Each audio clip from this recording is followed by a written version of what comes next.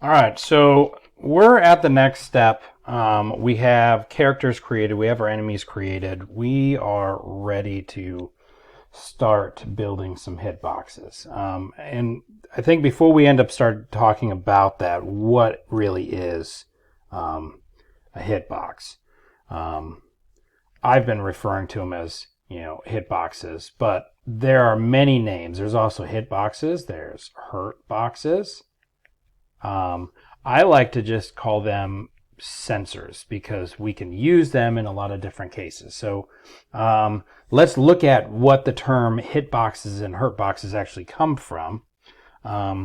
Looking here, if we look at, say, Street Fighter or any of those fighting games, hitboxes and HurtBoxes did two different things. You would have, say, if we look at this character right here, we would have this as being the hitbox, the square in red. This is the area, if it hits you, would do damage. If you hit them in the green area, that would be their hurt box.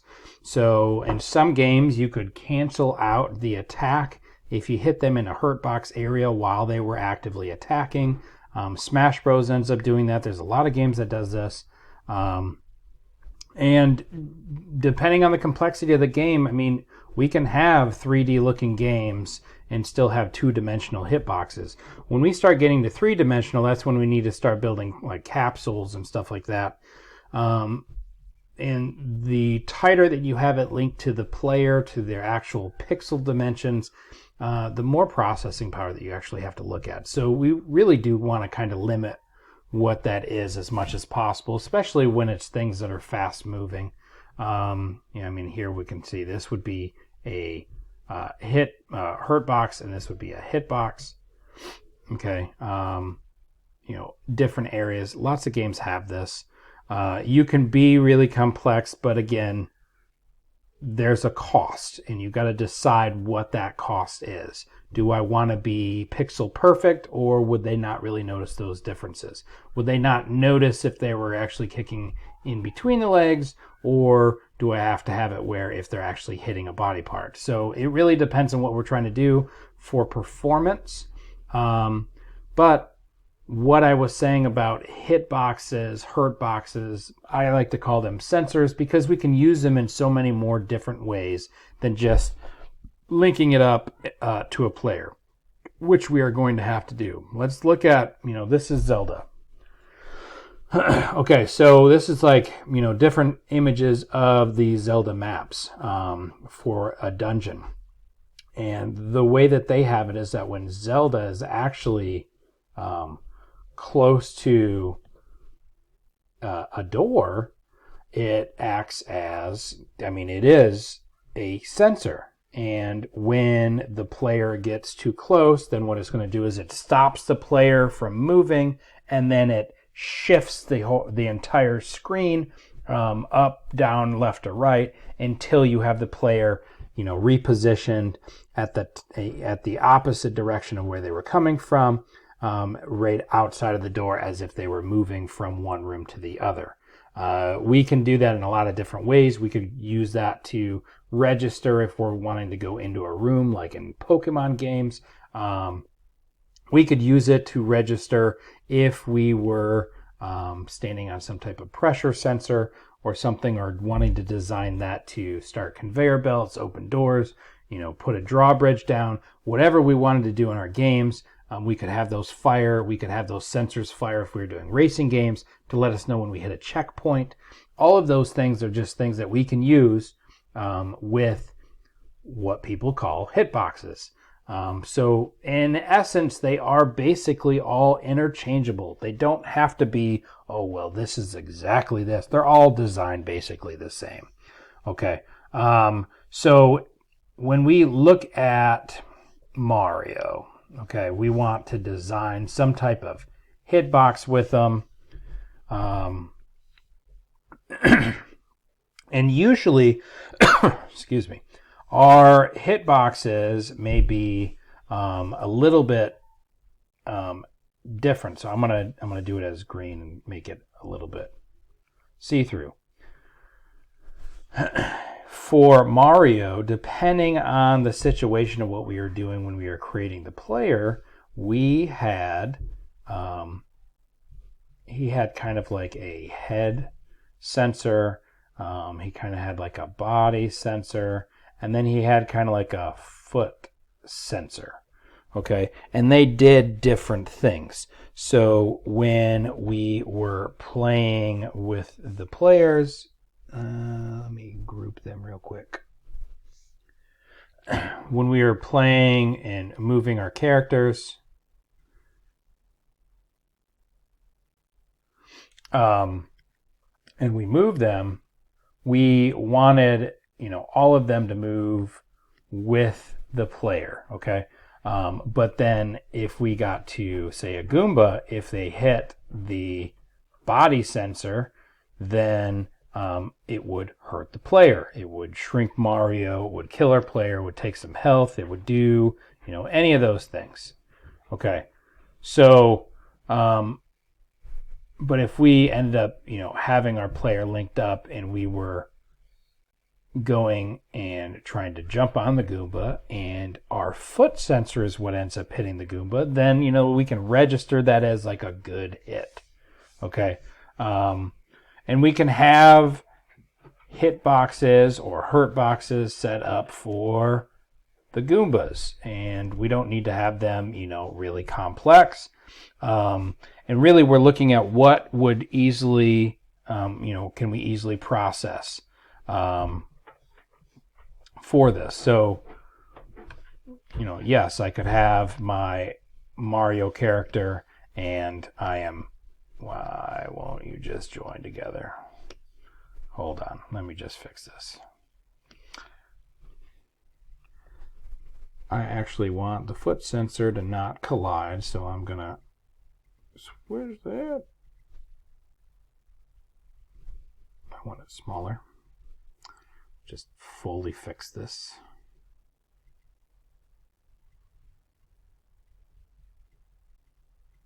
Okay. All right. So we're moving our player and we jump on a Goomba. It's hitting that foot sensor and we can check, hey, did the foot sensor hit the Goomba sensor? But the Goomba sensor did not hit the Mario body sensor, this part right here. Well, then we jumped on the Goomba and he's dead. But if we were running along and we hit the body sensor, and even if we ended up hitting the foot sensor at the same time, but because we hit the body sensor, we are dead.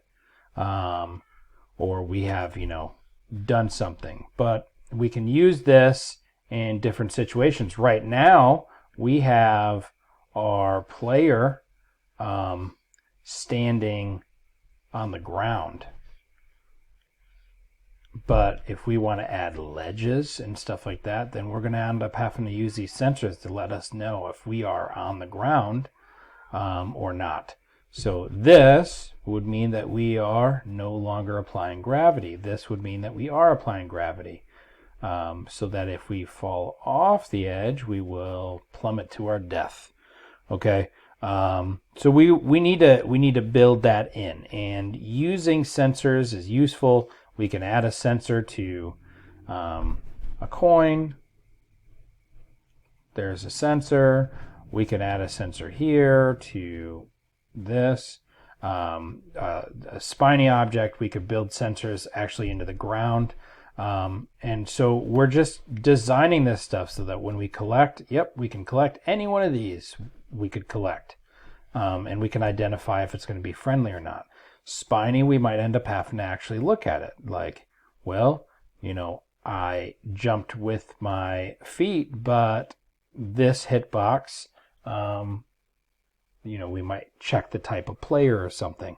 Or see if they have a hardened shell, or however we wanted to design it, to, double check if we're going to allow something to be in there.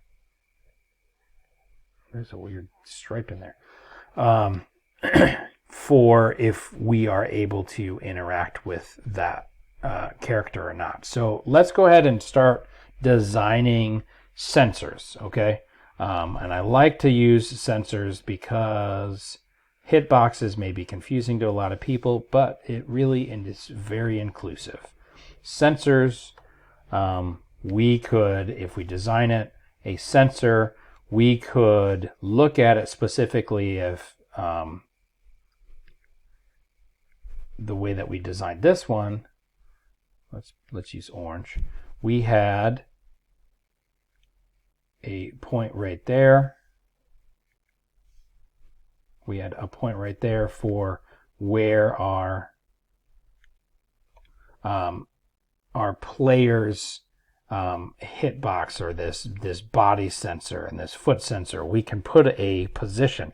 So really what we're looking at is we want to have different values in here. So if we look, if I'm designing this, we're going to need to kind of know some things. So when we create this sensor, we need a couple values. In this case, we're going to need to have,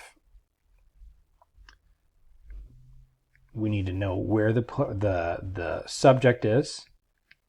So if we have a reference to the subject, then we can find out what their original position is. And then we're going to probably need some type of offset. That'll make things a lot easier for us. We're going to need to know the type of sensor that we're creating, because then I can check based off of certain situations. If it's a head, body, or a foot, if it's a spiny or a soft enemy sensor, maybe it's a trap. If we want to design it as a hitbox or a hurtbox. So if we are designing with the sword or with a ninja star, then I might, give a different type for those. So subject, offset, type. We're also going to need to have a size, and we'll probably have some extra values, like if it was tripped or not. That will make things easier, because maybe I needed to trip that with the foot sensor was related, so that I could use that to do a double jump or jump off of an enemy or anything like that. We could also probably have some color for debugging, but ultimately we're not going to be drawing these.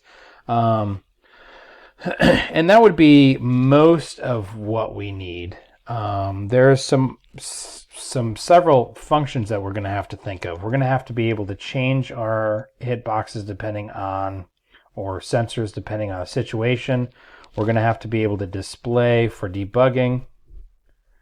We're going to have to be able to update, so it's always positioned, next to the player. We got to build a constructor, and then we're going to end up having to do some type of collided test. Now, I would say that there's a couple things. There's a couple benefits.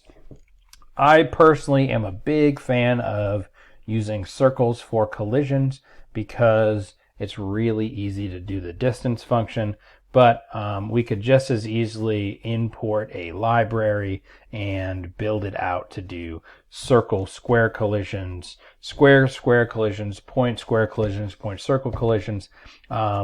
We could do, AABB testing. It really kind of depends on what we're designing. But I think for most cases, doing circles actually works out pretty well.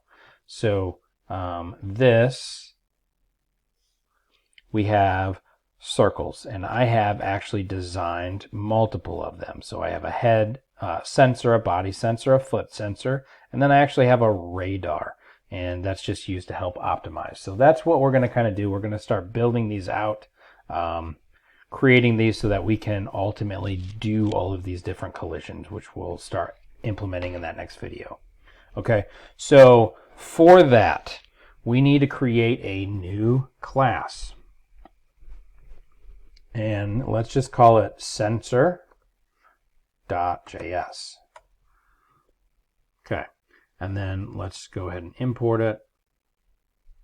So in our index,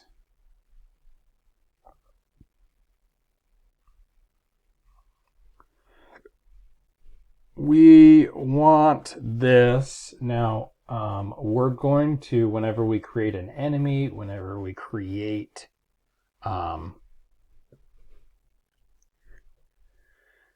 whenever we create an enemy, a collector, a collectible, or the player, we're going to need to end up holding it. So we probably want to actually just put our sensor, because a collectible could be a dynamic that ends up having it. So I'm going to just put this at the very top, the sensor.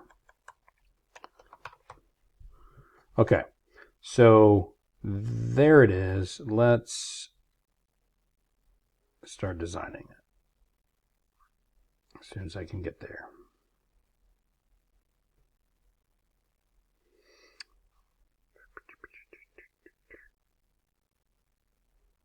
There it is. Okay, so class sensor, and you know, if we designed it like this, we could ultimately, if we really wanted to, extend it out for HitBoxes and HurtBoxes if we needed to. Our constructor, I'm going to pass in a type. Then let's do offset X, offset Y, the size, and then let's do the subject. Those are the things that we need to pass in. So this dot type is type. This dot offset is create vector, and we'll put in those offsets. Offset X, let's make sure that we're spelling it right. Set Y. This dot size is the size. This dot subject is the subject. Okay, and let's do a position. So this dot position is equal to p5 dot vector dot add this dot subject dot position. Okay, because that's a vector, and we want to add the offset.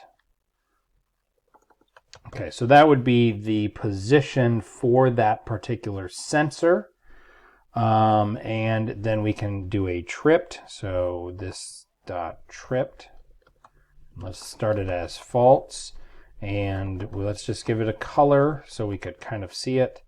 Color, we want to do something green but transparent. So let's look up something with the color picker. Now you guys could do whatever color you want. This is not going to change how your code runs. I think those colors look fine, but I'm going to add a little bit of transparency. So put that in there. Now, transparency would be adding some value between 0 and 255. 255 would be fully opaque. 0 would be completely see-through. So let's do 100. I want to still be able to see it, but I don't really want it to be in there. And we could probably remove the circle that we have showing the size of our player. Right now, our animations and everything, if there is an issue, we're going to have to size our animations a little bit better with our player. But since we are building now based off of the HitBoxes or the sensors to cover up those head areas, they'll probably be fine. Okay, so yep, that should be it for the sensor. Okay, so the first thing that we need to do is we need to update. Okay, updating, we're going to have to update this position. So this position, and this is going to have to happen every frame. We're going to have to basically do this. This has to happen all the time. Otherwise, our sensors will fall off and it won't work. Okay. We could also, if we wanted to trigger, if we were changing colors, I could, put something in here if this dot tripped. So if that's true, then we can change our color, say maybe to red. So this dot color is color, let's do like a reddish color. But I want it still kind of see-through.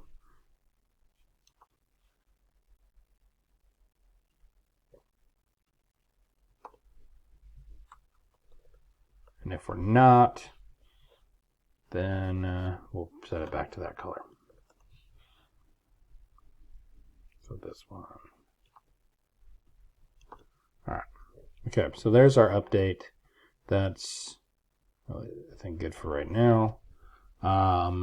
We need to do some type of display. And this is really only going to be for debugging. Only for debugging. You're not going to normally show a sensor. Okay. Now for these, though, we're going to want to do push and pop so that we're not coloring anything else. So we'll do a fill, this.color. And again, I said that I do it with circles because it's easy for the distance function. So this dot position dot x, this dot position dot y, this dot size. Okay. And we'll do that inside of a push pop. And then we want to do some function to change. So we may end up having to change our sensor based off of what state we may be in. So I'm adding these as values. So we could do an offset X, offset Y, and a size. And then we can, when we switch from different states, we could actually do this. This also would afford us the ability to move where the sensor is based off of what we are doing, which could be very, very useful for us. So let's do,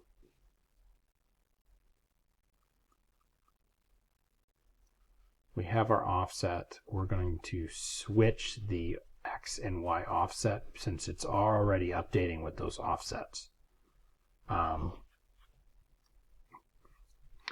it would be this dot offset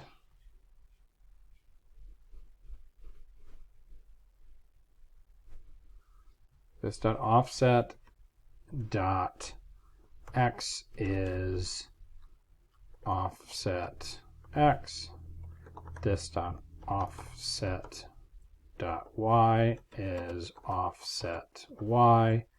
This dot size is size. Okay, it seems pretty simple, but that's going to become a powerful function that we can use. And then we want to set tripped. Let's give it a value. This dot tripped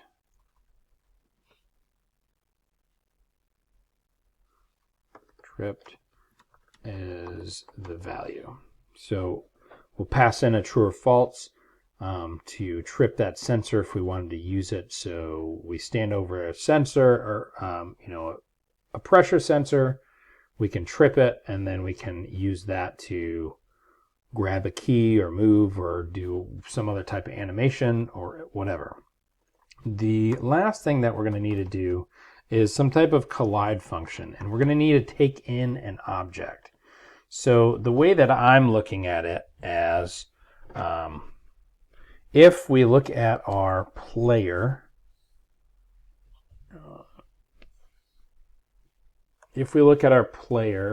so let me just delete some of this stuff because it's in my way. Okay, so if we're looking at our player and colliding, what I want to ultimately do is check if there is a collision. I need to check the distance from that whatever sensor I'm checking, and I'm going to need to check all of them, but whatever sensor I'm checking against what it might have collided with. And this is why I was talking about we want to have some type of optimization, because checking this sensor against this sensor against this sensor, this sensor against this sensor, and I don't need to check against each other, but I do want to check against enemies and collectibles and ground floor and all those things. So those type of situations, I'm going to want to ask those questions, those if statement questions, and find out. And if I did have some type of collision, that would mean that we did have some type of overlap. Then we did have a collision. I need to know what type of sensor did I collide with. Okay, because if I collided with the spiny sensor, then I'm taking life. If I collided with like a soft body, but it was with my body, then it's going to give me I'm going to get hurt. But if I hit it with my foot sensor, then I'm fine. So we need to build an equation. So we could use the distance function to do this. We already have a hole to the subject, so we want the subject's actually it's the sensors. Excuse me. So this dot position dot x, this dot position dot y, object that we're passing in dot x, object. Excuse me. Everything has a position. Position dot x, object dot position dot y, and let's double check how we created our enemies. By player, we're passing in position, goes in the constructor, that gets passed in the dynamic creature.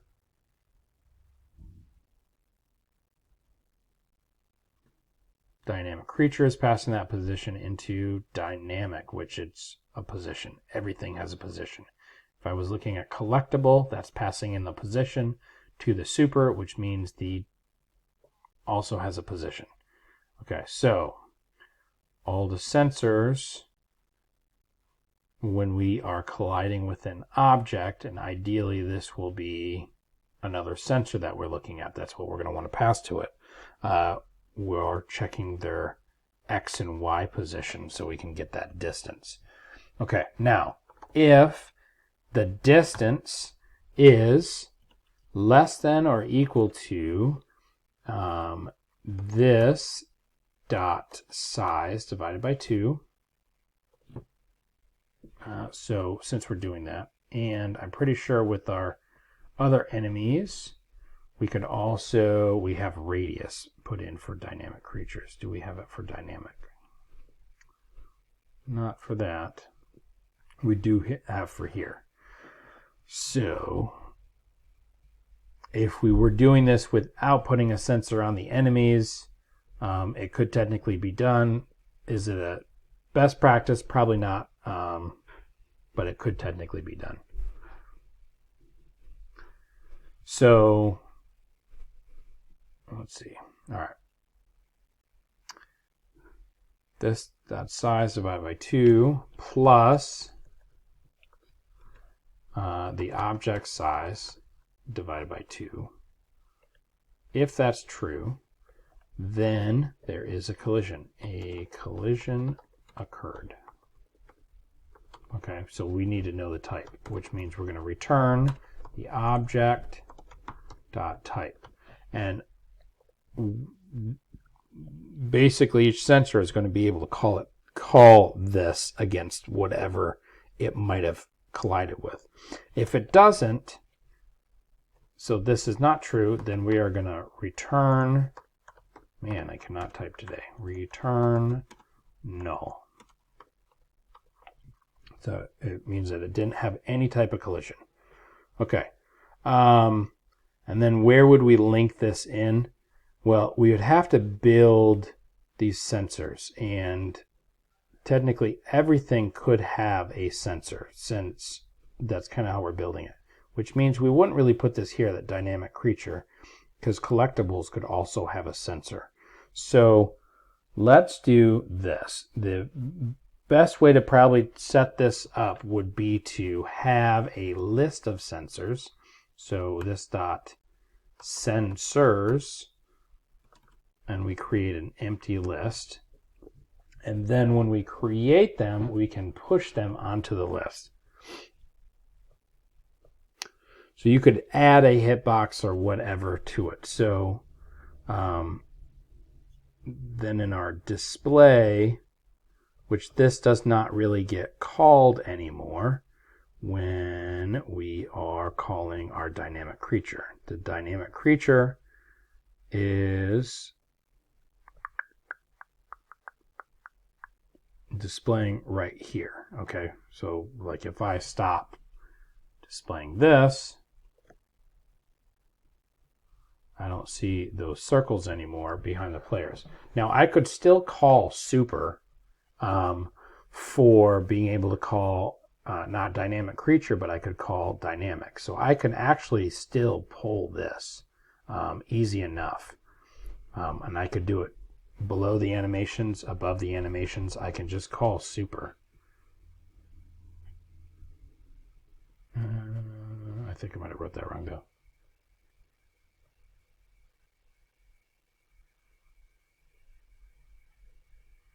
Yeah, it's super dot, then I gotta call the function.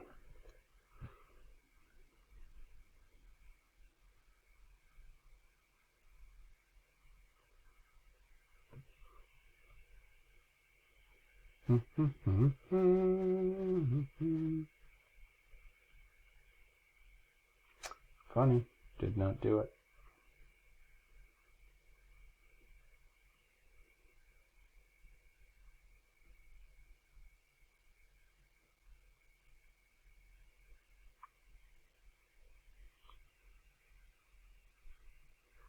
Wonder if that's because I got it in the wrong order. I'm kind of going off topic right now. All right. Anyway, so we can match this up, and we don't even actually have to display it here. Wherever we're going to display it, as long as dynamic actually has a hold to the sensors, then we can call them. We can access them as if they belong anywhere. So that means every single state would have them.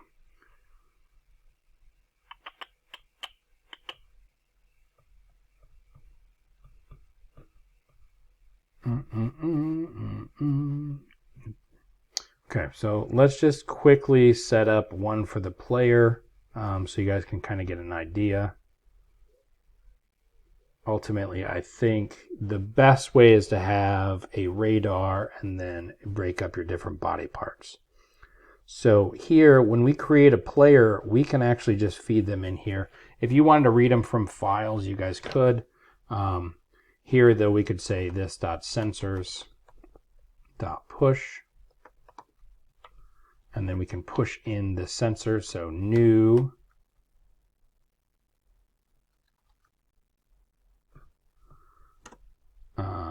sensor, and the first thing that we need to have, let's make sure that we're writing it right, is type, offsets, size, and subject. So when we're creating a player, type, so let's say I call it body, and I probably want to be very standard on how I'm naming, so I'm not going to name with any caps. Offsets, so we'll have, let's say, 0 on the X, 0 on the Y. Let's say it has a size of 25.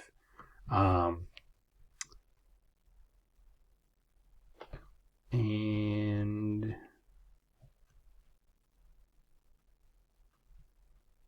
subject, last thing. We're going to pass this. This would refer to this right here.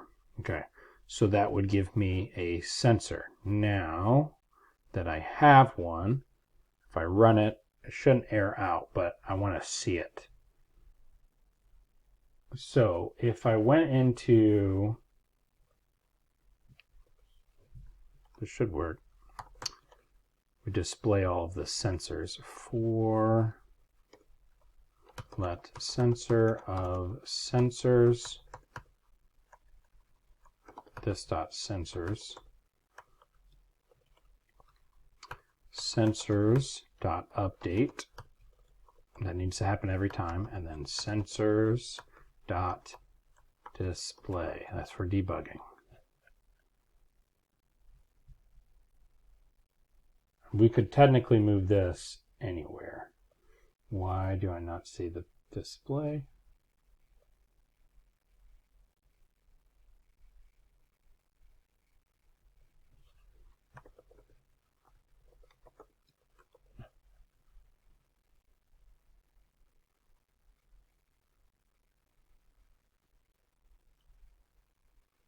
I broke it. Let's call that after the update or after the animations. Yeah, it's not. It's freezing up. Let me check something real quick. All right, I'm back. So I got it working. The only thing that I had S's here, but that wasn't actually where it was airing out. There wasn't an error. I had to completely reload it. It was not displaying anything in the console anymore, so it wasn't really helping me. Okay, so going back to dynamic creature, just to reiterate, calling super, since that is calling the class that we inherited from, and in this case, dynamic creature inherits from dynamic. Calling super and then that function makes it so that we're not just running this one. We can run this one, and we can run whatever was above it. So above it was the dynamic, which just has this console log. This is the dynamic display. Okay, so that's where I'm actually running the sensor, since the dynamic could have collectibles. Now, if we look really closely, we can see it's there. You don't really see it very well. So let's change this little bit of design on our sensors. I'm actually going to take off no stroke. No, not that that really matters with anything, but. And then I'm going to change the size of the sensor so that's a little bit easier to display. So we're jumping back to dynamic. I don't need to see this now. We know that that's running. Okay. So in our player, when we are creating our player, that's when we could pass it in. So we're just designing a couple of them. So we got a body. Let's make this 50.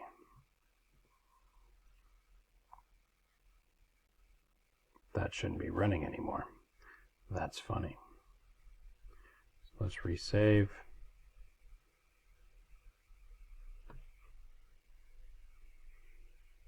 Okay, so there's the sensor for the body. And we can play around with how tight we want it, because we could actually just keep writing new ones. So we can do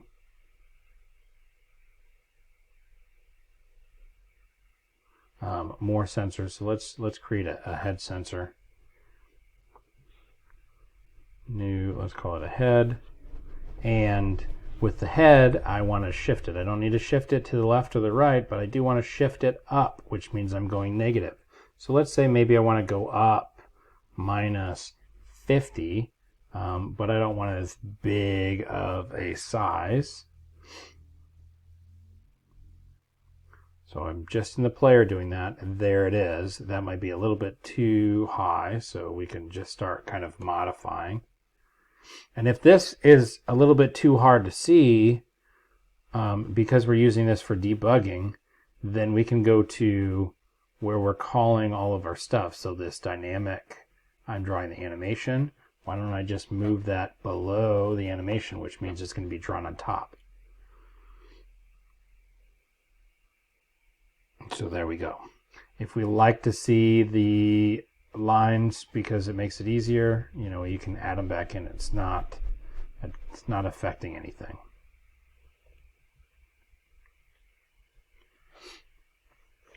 Okay, so I mean, at this point, you're pretty much sizing up where is the best places for your different pieces for your character, and putting them there. Now, when I jump, they're still going with me.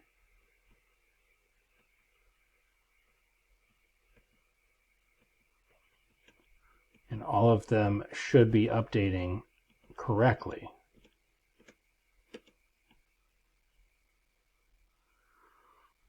But if I wanted to put like a foot sensor in there or any of that stuff, or ideally when I am jumping up, my sensor should probably move at least a radar sensor, which would be useful. So let's just do the head, the body, and we'll do a foot one. So when we create the player,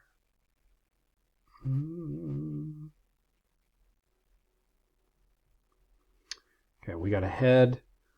I think that the head maybe should be a little bit farther forward though. So I am going to shift this just a little bit. The size I think is a little bit small, and it's a little bit high. So let's go 35. And then this one, I think position wise it's okay, but I think it's too big. So I'm going to shrink that. We'll see where we're at.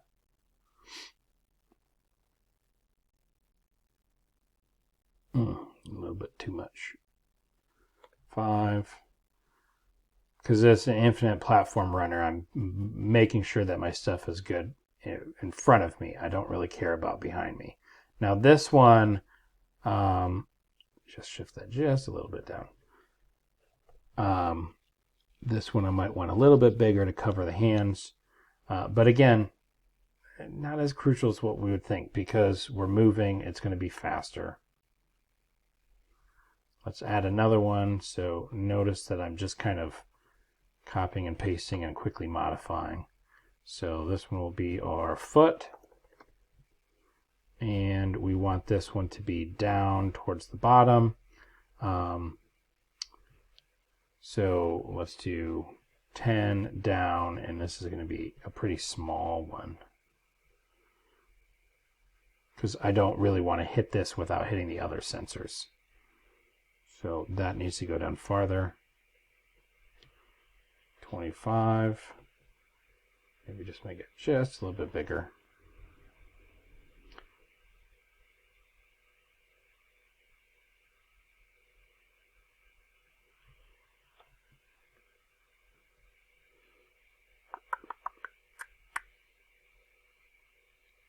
Okay.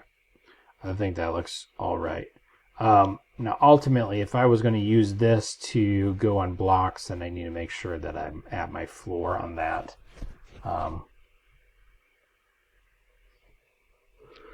But so far, I think that looks okay. So when we're jumping, that would be all right. Now, let's do another one. And this one I like to call the radar.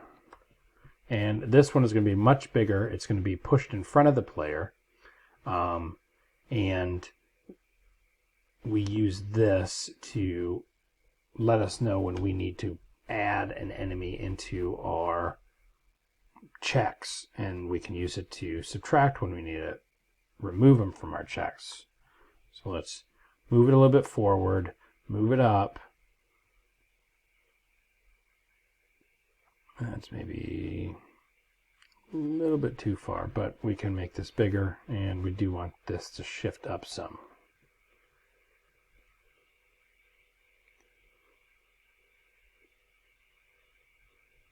Okay, so now if I was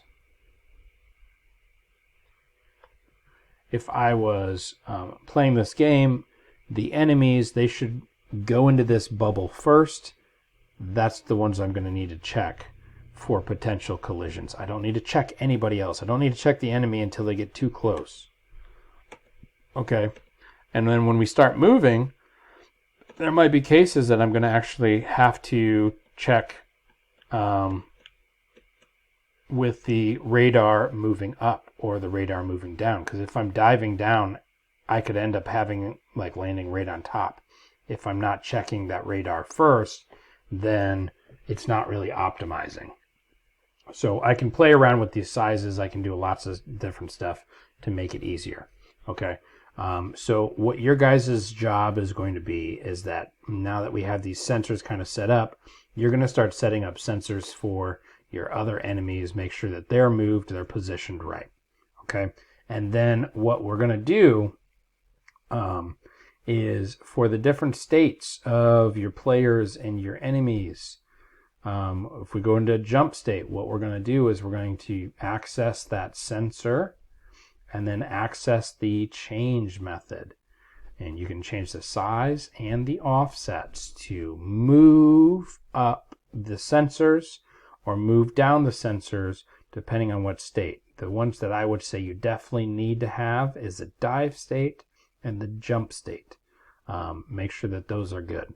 And then we're going to end up having to link up for doing collisions for attacks and stuff like that. Okay, so you guys' challenge is to do the rest of the sensors for the enemies and then start moving for the player for specific states that we need to make sure that we have at least a radar in a good position. All right, good luck, have fun.